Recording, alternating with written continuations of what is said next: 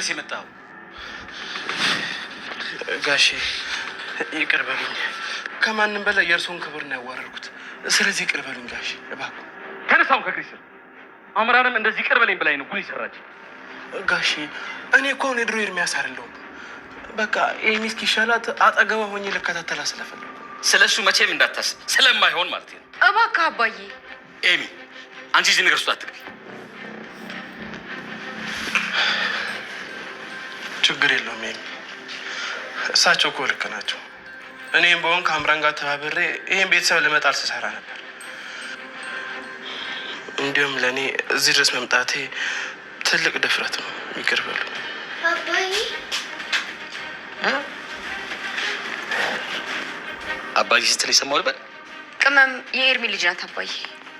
መቼም ቢሆን ለሷ ርህራሄ የሚባል ነገር አይኖረኝም የምትለዋ ወይዘሮ ዝናሽ በስከ መጨረሻ አምራንን ይቅርታ አድርጋላት ከእስር ቤት አስፈትታት ትገኛለች።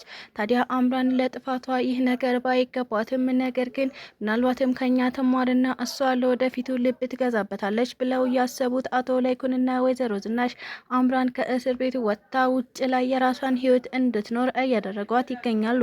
ታዲያ ወይዘሮ ዝናሽ ከእስር ቤት ማስፈት ዳቷ ሳያንሳት ለአንዳንድ ነገር እንዲሆንሽ በማለት ገንዘብ በአካውንቷ እያስገባችላት ትገኝ ነበረ። ከላይ የወረደ ዱብዳ የሆነባት አምራን እንዴት በዚህ ልክ ደግ መሆን ይቻላል እያለችም ትገኝ ነበረ። አምራንም ከእስር ቤት ከወጣች በኋላ እስር ቤት ታወቃት የነበረችው አንዲት ልጅ ነበረች። እናም ወደ እሷ ቤት ጎራ ብላ ትገኝ ነበረ። ታዲያ እዛም ከሄደች በኋላ ልጅቷ እኔን ያስፈታኝ ባለቤቴ ማለትም የቀድሞው የልጄ አባት ነው ብላ ነግራትም ስለነበረ አሁን ላይ ወደ እሷ ቤት ስትሄድ አግኝታው የነበረችው ነገር ያልጠበቀችው ጉዳይ ነበረ። አምራን ምንም እንኳን በተንኮል የተሞላች ልጅ ብትሆንም በስከ መጨረሻ ግን ያስተምራት ዘንድ ብለው ያደረጉት የወይዘሮ ዝናሽና የአቶ ላይኩን ውሳኔ ትክክል ነው ብለን እናስባለን። የኤሚ ሕክምና ከተካሄደ በኋላ ስለ ሰርጋችን እናወራለን የሚሉት ናሆም እና ኑሐሚን አሁንም ስለ ሰርጋቸው አንዳንድ ነገር ማቀድና ማሰብ እንዳለባቸው እየተነጋገሩ ይገኛሉ። ታዲያ ናሆም ኤሚ ከሕክምናዋ ስትመለስ ሰርፕራይዝ አላችሁ ብሎኛል አባቴ ሲል ነበረ ለኑሐሚን እየነገራት የሚገኘው። ኑሐሚንም ስለምን ሰርፕራይዝ ነው የምታወራው? ምንድነው ሰርፕራይዙ ስትልም ናሆምን ጠይቀው ትገኛለች። ታዲያ ናሆምም እባክሽ ሰርፕራይዝ ነው አልኩሽ አይደል እንዴ ሰርፕራይዝ እንዴት ይነገራል እያለም እያስረዳት ይገኙ ነበረ።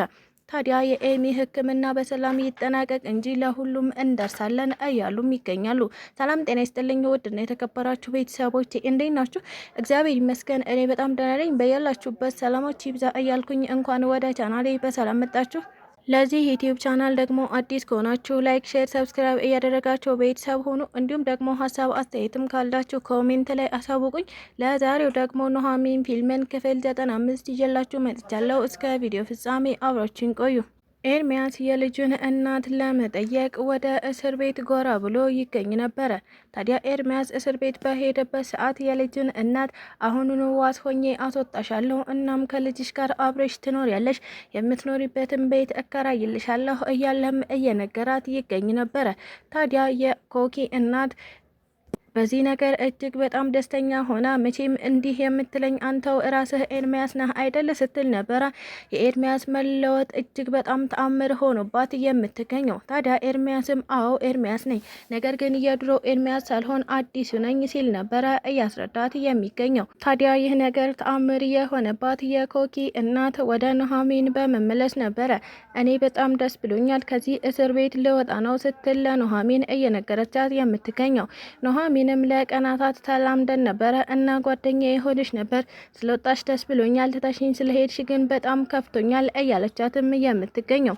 ታዲያ እሷም ችግር የለውም አንቺም ከዚህ እስር ቤት የምትወጭበት ቀን ቅርብ ነው እያለቻትም እያጽናናቻት ትገኝ ነበረ።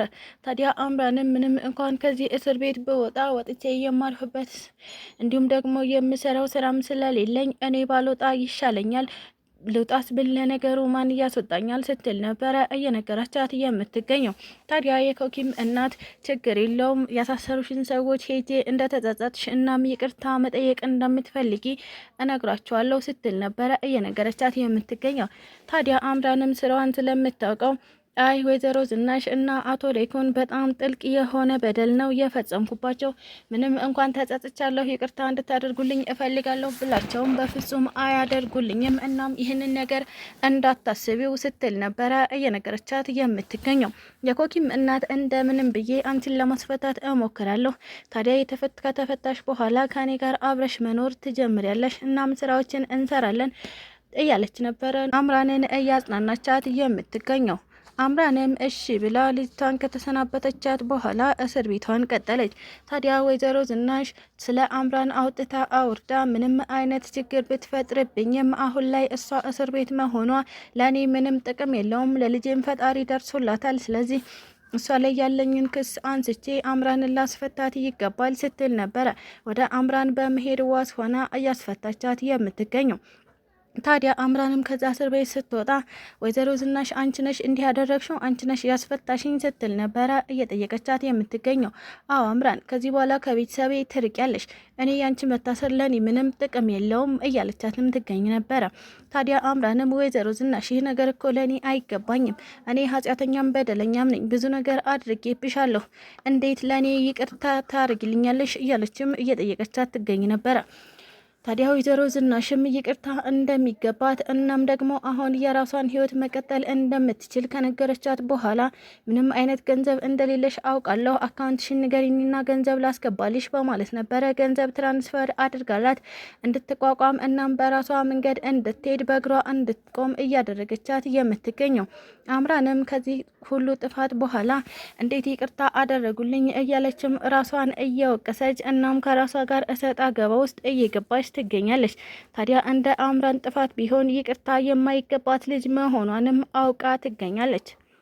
ኑሐሚንና ናሆም በተደጋጋሚ ስለ ሰርጋቸው እያሰቡ ይገኛሉ።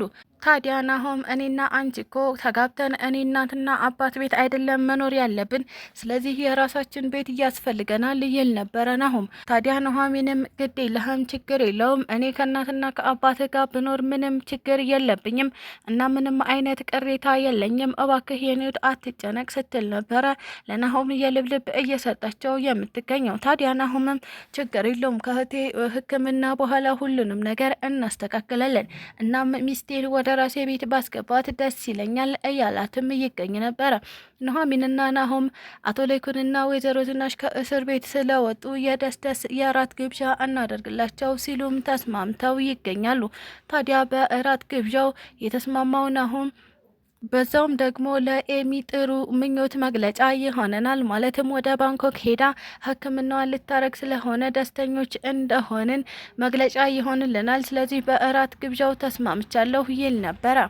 ይህ ነገር ያስደሰታት ኑሐሚን የራት ግብዣውን የማደርገው እኔ ነኝ፣ ማለትም ቤት ውስጥ ቆንጆ ራት ሰርቼ ግብዣውን እናደርጋለን ስትል ነበረ ናሆምን በደስታ እየገለጸችለት የምትገኘው። ስለተከታተላችሁኝ እጅግ አድርጌ አመሰግናለሁ። ለቻናሌ ደግሞ አዲስ ከሆናችሁ ላይክ፣ ሼር፣ ሰብስክራይብ እያደረጋችሁ ቤተሰብ ሁኑ። እንዲሁም ደግሞ ሀሳብ አስተያየትም ካላችሁ ኮሜንት ላይ አሳውቁኝ። ኢትዮጵያ ለዘላለም ትኑር እያልኩ ሰናበታችኋለሁ።